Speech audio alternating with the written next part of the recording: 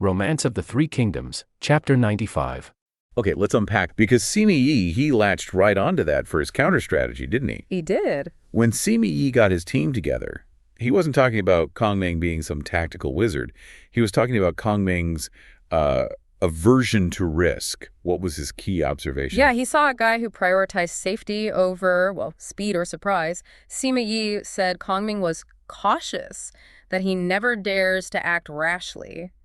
He looked at the map, saw two main ways into Wei territory. One was the Ziwu Valley path. Right, the fast route, straight to Chang. Super direct, but risky. Sima Yi even admitted, if he were leading the Shu army, he'd probably roll the dice on that path, take the capital quickly. But that wasn't Kongming's style. He wanted certainty, logistics handled, not some risky gamble. Okay. So if Kongming avoids the shortcut, where does Sima Yi think he has to go? Well, Sima Yi figured Kongming would take the safer, more established route, the one via Shi Valley heading towards Miking. Makes sense. Slower but more secure. Exactly. And once he's got that figured out, the main direction, then comes the real insight.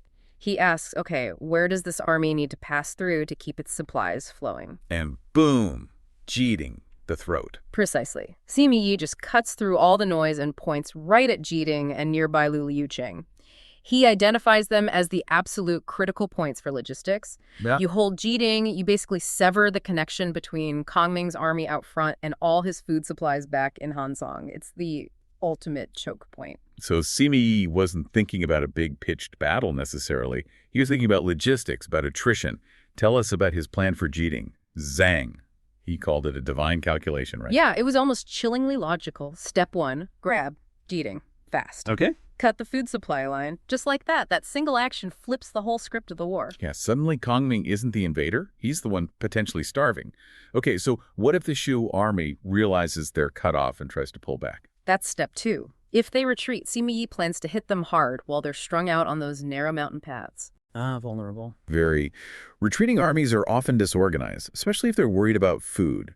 Sima Yi saw a chance for a complete rout right there. And the third possibility, what if the Shu general at Jieting is stubborn, decides to dig in and just wait for help? Then you go to step 3, blockade. Seal off every little road, every access point, just surround them completely. Sima Yi calculated that with no supplies coming in and no way out, the Shu forces would just collapse, either surrender or starve within about a month. Wow. So from his perspective, victory was pretty much guaranteed no matter what the Shu commander did immediately. That's why Zhang, he was so impressed. Sima Yi found the one weak spot that could neutralize Kongming's careful planning. But even with this seemingly foolproof plan, Sima Yi didn't underestimate Kongming, did he? He still warned Zhang He. He did. He told Zhang He explicitly, don't advance lightly. Yeah. Scout everything. Be careful. Because he genuinely worried Kongming might have anticipated this somehow. Maybe laid some kind of complex trap. So professional respect remained. Absolutely, which is, a real contrast to the attitude of the guy Sima Yi was about to face at Jieting. Okay, let's shift back to Kongming. He's near Qishan, feeling pretty good about the advance, but then he gets some really alarming news about Sima Yi. Yeah, it was bad news. Sima Yi hadn't just mobilized. He moved incredibly fast.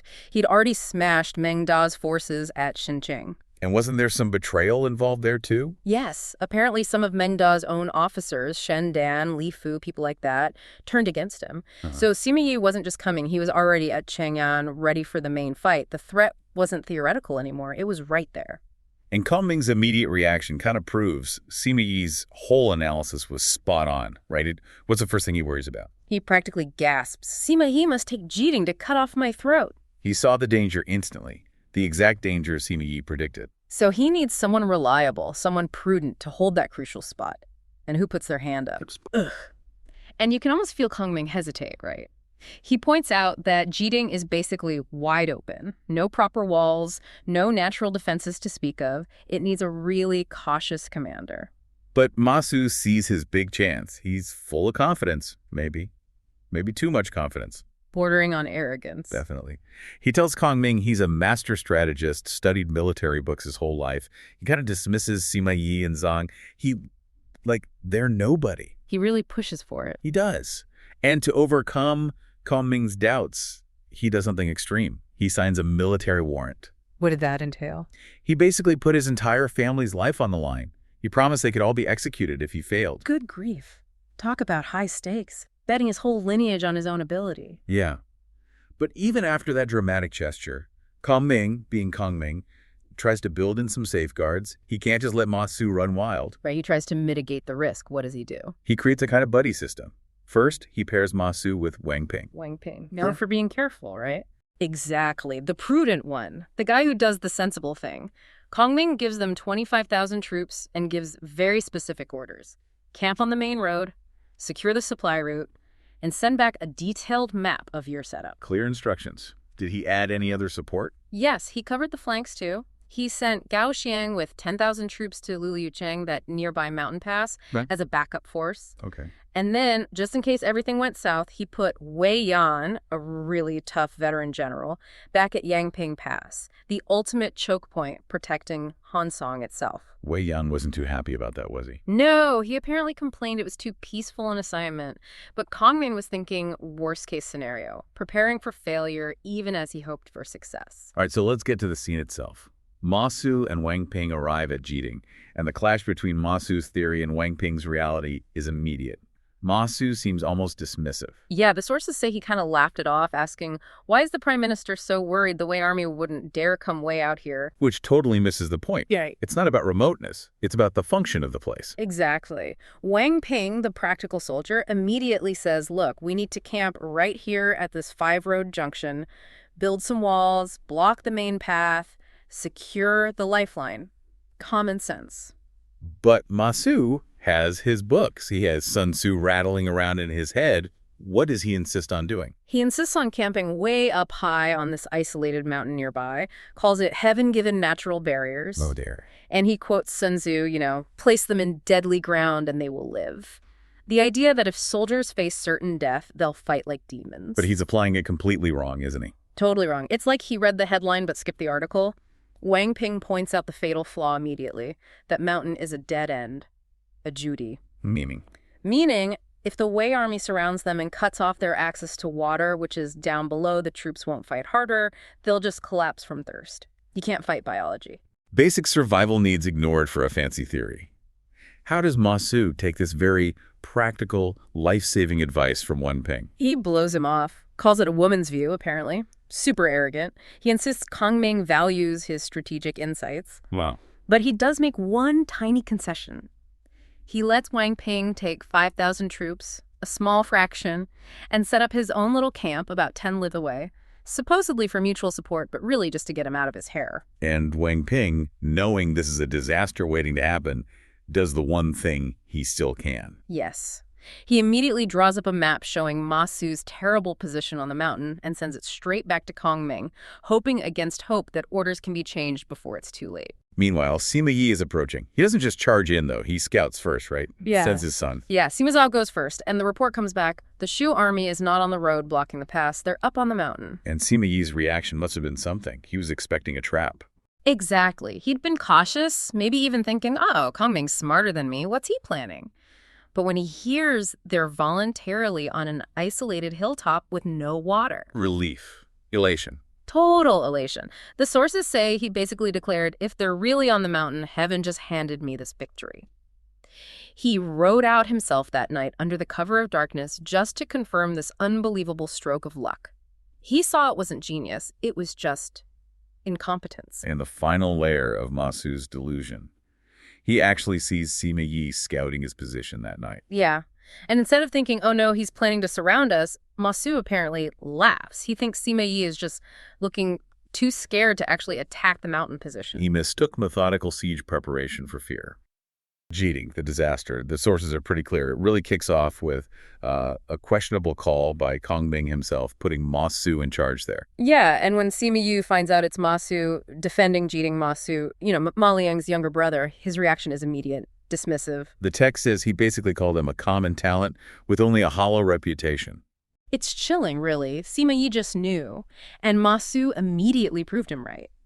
He ignores the whole point of Jieting guarding the road and decides to camp way up high on a mountain. Big mistake. His subordinate, Wang Ping, he apparently saw the problem, right? Tried to set up a backup camp. He did, yeah, but it was 10 lin away. That's, what, roughly 3 miles in that period? Huh. Too far. Way too far to provide any quick support if things went bad. Which they did. very quickly. Sima Yi didn't need anything complicated. His plan was, well, brutally simple. He tells one general, Zhang He, you just block Wang Ping, keep him pinned down. Okay. Then he tells Shen Dan and Shen Yi, surround the mountain, and the key instruction, the very first thing, cut off the water supply. Duan le ji shui dalu. Ah, not a frontal assault, but resource denial. Psychological pressure, too, I bet. Exactly. And it worked incredibly fast. The sources say, within hours from morning to evening, the Shu soldiers are trapped up there, no water, starving. That kind of pressure. Yeah. Must have just shattered morale. Completely. By midnight, it's chaos. Soldiers trying to surrender, gates being opened from the inside, fires breaking out. Ma Su just had to flee. Jieting was lost, basically without a major fight. Wow. Just like that.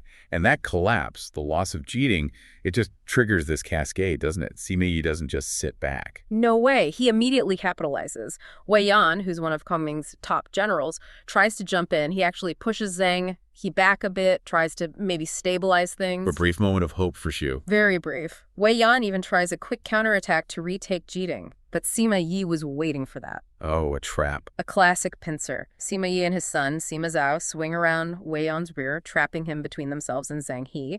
Wei Yan gets routed, loses most of his men. How did he even get out? Only because Wang Ping, the guy Ma Su ignored earlier, managed to fight his way in and rescue him. Sima Yi just read the situation perfectly. He knew how they'd react. So Wei Yan, Wang Ping, and another general, Gao Shang, they fall back to Lilu City. What happens there? They try again. They do. They attempt this desperate night raid on Jieting. 3 groups. Wei Yan and Gao Shang get there first. The camp's empty. Sima Yi's gone. Wait, why would he leave after winning? But he hadn't left. He anticipated the raid. As soon as they entered the empty camp, bam, ambush. No way. Yep. Second time, Wei Yan and Gao Shang get hammered. And guess who saves them again? Has to be Wang Ping. Wang Ping. He leads the retreat back towards Lili City. But it gets even worse. How could it get worse? Before they even reach the city, they run into another Wei force.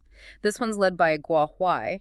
Now get this, Guo Huai wasn't even sent by Sima Yi. He was sent by Cao Zhen, another top Wei commander. Why? Politics.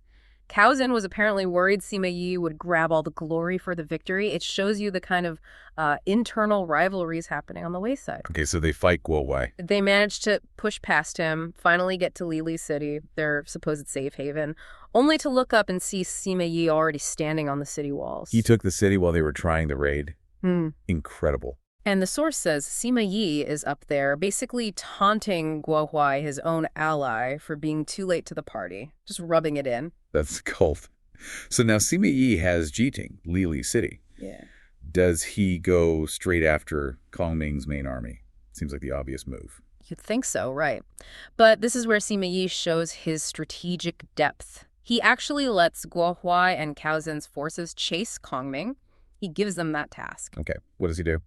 He gives a very specific order to Zhang He. He tells him not to pursue the main Shu army. Instead, take the small side path through Jigu Valley and intercept their supply train. The heavy equipment, the baggage, the zizong. Why supplies over soldiers? He quotes this old military saying, a returning army is not to be intercepted, cornered bandits are not to be pursued. Basically, a desperate retreating army fights like crazy, high risk. So attacking the supplies is lower risk, higher reward. Cripple their ability to fight later. Precisely. It's about logistics. Cripple the enemy long term. And Sima Yi himself, he doesn't chase either. He makes a beeline for Xicheng, West City. Why Xicheng specifically? It's the strategic linchpin. A major supply hub, sure, but also the junction connecting 3 key commanderies, Nan'an, Tianshui, and Anding. Taking Xicheng basically means taking that whole region. Right, so back with Kongming, how does he react when he finds out Jieting is lost? He's anxious already. Then Wang Ping's report and map arrive. He sees Ma Su's position on the mountain.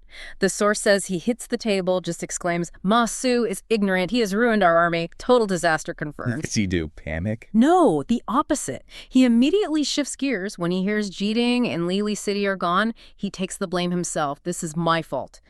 And that seems to clear his head for action. He puts this incredibly complex withdrawal plan into motion instantly. Okay, what does that look like? It's multi-layered. First, misdirection. He sends Guanxing and Zhang Bao with 3,000 elite troops to a nearby mountain. Their orders, just make noise, bang, drums, shout, look like a threat. Strictly no fighting, no chasing. Just theater, to make Sima Yi hesitate. Exactly. Make him think there's a counterattack brewing.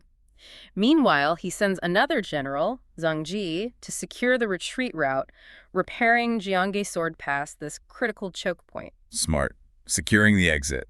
Then he sets up rear guards, ambush forces in the valleys, using Ma Dai and Jiang Wei. But here's the really impressive part, I think. Go on. He orders a mass evacuation, not just soldiers, all the officials, military families, even ordinary civilians from those three commanderies, Nan'an, Tianshui. Ending, he orders them all moved into the safer territory of Hanzhong. Wow. He knew those areas were lost already, prioritizing people over land. Even Jiang Wei's mother, who lived in Jinghe County, he made sure she was evacuated too. It's comprehensive crisis management. But it leaves him incredibly exposed. Where does he end up? He pulls back to Xicheng, that crucial city Sima Yi is heading for, but Kongming only has about 5,000 troops with him initially. 5,000 against Sima Yi's main force. That's not good odds. It gets worse. Half those troops are already busy moving supplies out. So inside Xicheng, he's left with maybe 2,500 soldiers? 2,500. Yep. And then the scouts report in. Sima Yi is approaching. And he's not just got a small force, he has 150,000 troops. Oh my God. 150,000 versus 2,500.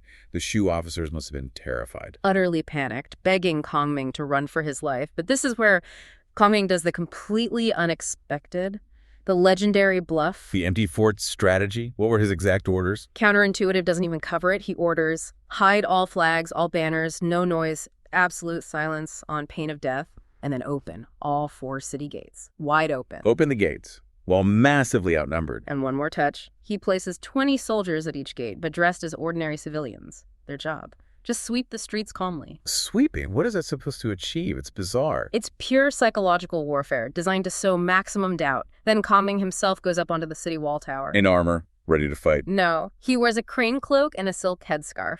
Scholar's robes, basically. He brings 2 young attendants, a queen, a zither. He sits down near the railing, lights some incense, and just starts playing music. And the people around him. That's key too, right? Absolutely key. 2 attendants beside him, one holds a sword, the other a fly whisk. Symbols of authority, but they look completely unbothered. But the real kicker, the thing that must have just scrambled the scouts' reports, was the 20 or so ordinary folks just, sweeping the street right outside the main gate, which, by the way, is wide open. They're acting as if no one else was around. Total normalcy. Okay, the kin playing. That's more than just background music, isn't it? Oh, definitely. Culturally, playing the kin in that context signals supreme intellectual composure, a kind of philosophical calm. It's like saying, I am so confident, so above this petty military squabble that I have time for art while you rush toward your presumed victory. It projects disdain for the enemy's perceived lack of sophistication. Right. But hang on. Sima Yi is known as this incredibly patient, cautious strategist, one of the best. Why does this theater piece make him completely fold? Why not just send a small cavalry unit in to check? Just poke the bear a little. And that's the genius of it. Kongming used Sima Yi's own reputation, his own psychology, against him. Sima Yi knew Kongming's track record. He was famous for being cautious his entire life, for never taking unnecessary risks. So, in Sima Yi's mind, seeing the open gate, the calm Kongming, the sweeping peasants, it had to be a trap, an elaborate one. Because the real Kongming would never leave himself truly exposed like this. The apparent lack of defense was the defense. It played on Sima Yi's expectation of deception. It's a psychological double bind. If it looks safe, it must be deadly, because it's Kongming. Exactly. And Sima Yi's immediate reaction proves it worked. He instantly orders his rear guard to become the vanguard, essentially turning the army around, and retreats fast via the northern mountain path. And his own son, Sima Zhao, questions him, right? It's like, Dad, are you sure? Maybe he really is defenseless. He does. And Sima Yi basically snaps back. He must have an ambush. You wouldn't understand. That says it all. Kongming's reputation for caution just paid off massively. Sima Yi overthought it and chose retreat over a simple probe. Wow. And then, only after Sima Yi's army is gone, Kongming finally laughs and reveals the truth. Just 2,500 troops, no generals, only civil officials. And he admits, running would have been suicide. He says he only used the strategy out of sheer necessity, boudet et yongzi. It was an all-in gamble, built entirely on his carefully cultivated image. There's that line from the poem later, isn't there? Something about the kin. Yeah, sums it up perfectly. A 3-foot Yao kin surpassed a powerful army. Music and reputation defeated legions. Okay, so Sima Yi is spooked and retreating. But Kongming isn't just breathing a sigh of relief. He immediately moves to the next phase. This is where it goes from static defense to, well, active manipulation. Right. He doesn't just hope Sima Yi retreats. He predicts exactly which way he'll go that northern mountain small path. He knows how a rattled, maybe slightly embarrassed general will react. And he sends reinforcements. Not exactly reinforcements for a big fight. He sends Guansheng, the dragon-soaring general, and Zhang Bao, the tiger-wing general. But their mission isn't really combat. It's about making noise. No. Strategic noise. They need to make Sima Yi believe that the massive ambush he thought was waiting at Jieting is now actually springing on him during his retreat. So they're confirming his worst fears. Precisely. Sima Yi is already heading towards Wungung Mountain, probably still second-guessing himself, and suddenly, bam, he hears this huge uproar, shouting, drums, beating like crazy. Total chaos erupting around him. Guanxing and Zhang Bao coordinate this. Yeah, Zhang Bao hits from the main roadside. Guanxing comes out of the valley. It creates maximum confusion. For Sima Yi, this is the trap he narrowly avoided back there. This feels like the inevitable follow-up. And the effect on the Wei troops. Immediate panic. The source says they start abandoning equipment and throwing away armor. Just total disorder. They just want out. But crucially, Guanxing and Zhang Bao weren't actually trying to wipe them out. No, and this is important. They had strict orders not to pursue aggressively. Their job was psychological intimidation, create panic, and scoop up all the stuff the fleeing Wei army dropped. So they actually gained supplies from this maneuver. Tons of supplies, grain, weapons, armor. It's incredibly efficient warfare. They cause a rout, terrify the enemy commander, grab vital resources, and barely risk their own limited forces, all without a major battle. And Sima Yi? He's now utterly convinced those mountain valleys are teeming with hidden Shu soldiers. He doubles down on the retreat, heading back towards Jieting even faster. Okay, so Sima Yi's personally dealt with for now. But there's still the larger retreat of the main Shu army happening. What about them? Right. The main Shu force is heading back towards Hanzhong, and they need to protect their supply lines, their logistical tail. This is where other Wei generals, Cao Zhen and Guo Huai, try to, score some points by chasing them. How does that go? Not well for Cao Zhen initially. His vanguard commander, a guy named Chen Zhao, gets taken out pretty quickly by Ma Dai. This rattles Cao Zhen so badly, the text says he retreats like a scurrying rat. Ouch. So that leaves Guo Huai, and this brings us to the third key maneuver, the rear guard. And arguably one of the most impressive, led by the legendary Zhao Yun, with Deng Zhi supporting him, holding the pass at Jigu. Again, the goal isn't a decisive battle. It's about ensuring 0 losses during the retreat. Protecting the baggage train is paramount. Zhao Yun. Just his name carries weight. How does he use that? Masterfully. His plan is pure reputation warfare. He deliberately uses his own famous banner, the red flag with white characters, and his physical presence as bait. Draw all the enemy attention to himself. While Deng Zhi does what? While Deng Zhi manages the actual retreat, a slow, staged withdrawal of the troops, and most importantly, all the wagons and supplies, Zhao Yun is the shield. Do the Wei commanders know who they're facing? Oh, yeah. Guo Huai explicitly warns his officer, Su Yong, who's leading the charge into the valley. He tells him basically, be careful, that's Zhao Yun. He's incredibly brave, but also known for tricks. That reputation alone causes hesitation. So the banner works as intended. Perfectly. Su Yong sees the flag, maybe remembers the warnings, and pauses. That hesitation is all Zhao Yun needs. He rides out, spears Su Yong, just like that. A quick, sharp reminder of who's holding the pass. Okay. Threat neutralized, but he needs to buy more time. Exactly. And this next part is pure tactical theater. Zhao Yun just sits his horse, alone, holding the main road. Doesn't move. Waits until dusk. He's essentially watching the clock, making absolutely sure the baggage train is far ahead, like 30 liters or more, completely safe. His presence alone is a deterrent. But eventually, the Wei forces have to try something. Right. Reluctantly, another Wei officer, Wan Zheng, inches forward, and Zhao Yun delivers the final masterstroke. He draws his bow. And takes him out. No. Even better, he deliberately shoots an arrow that just snips the tassel on Wan Zheng's helmet, knocks him clean off his horse and into a ravine, but doesn't kill him. Why spare him? It's the ultimate power move. It says, I could have killed you easily, but I chose not to. Then Zhao Yun actually tells the guy to get up, go back, and tell Guo Huai to hurry up and pursue. That's incredible psychological dominance, basically saying, you can't touch me, even if I invite you. Precisely. It guarantees the Wei forces will be too intimidated and confused to mount any serious follow-up. They've been thoroughly outclassed and, frankly, humiliated. And the result for the Shu retreat? Perfect success. Zhao Yun gets everyone and everything back to Hanzhong safely. Every carriage, every horse, every soldier accounted for. 0 losses on the retreat, secured almost entirely by his reputation and a few incredibly calculated, intimidating actions. Okay, let's wrap this analysis up. What happens after all this?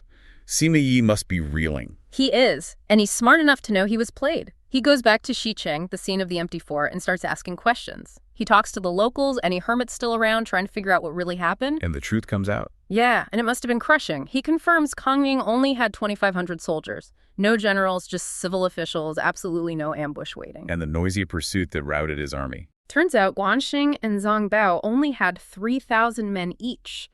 And crucially, they did not actually fight, only shouted and caused panic. It was all sound and fury, signifying, well, very little in terms of actual force. So Sima Yi realizes he was completely outthought, defeated by psychology. Utterly. The source says he repents deeply and declares, "I am inferior to Kongming." A rare admission from someone like Sima Yi.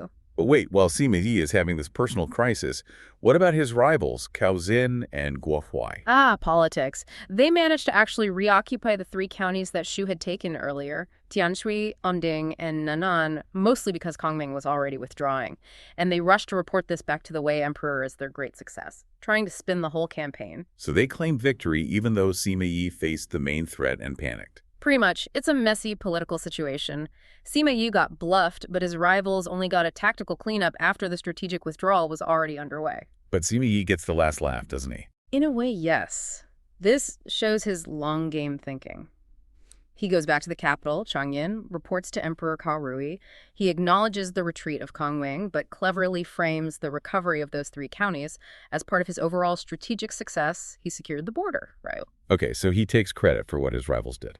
He absorbs their minor success into his larger narrative. And then, pivotally, he uses this success and the lingering threat of Kongming to argue for a massive new army. He requests huge resources to gather forces and launch a decisive invasion of Shu. Wow. He turned a personal humiliation into political capital to get exactly what he wanted, command of a major offensive. Exactly. He neutralized his rivals' claims by making them footnotes in his bigger plan. It's maybe the ultimate example in this whole sequence of information control. Forget the battlefield tactics for a moment. This political maneuver was pure strategic genius. He basically argued, we stabilized the situation, now let's finish the job before Kongming recovers. And it worked.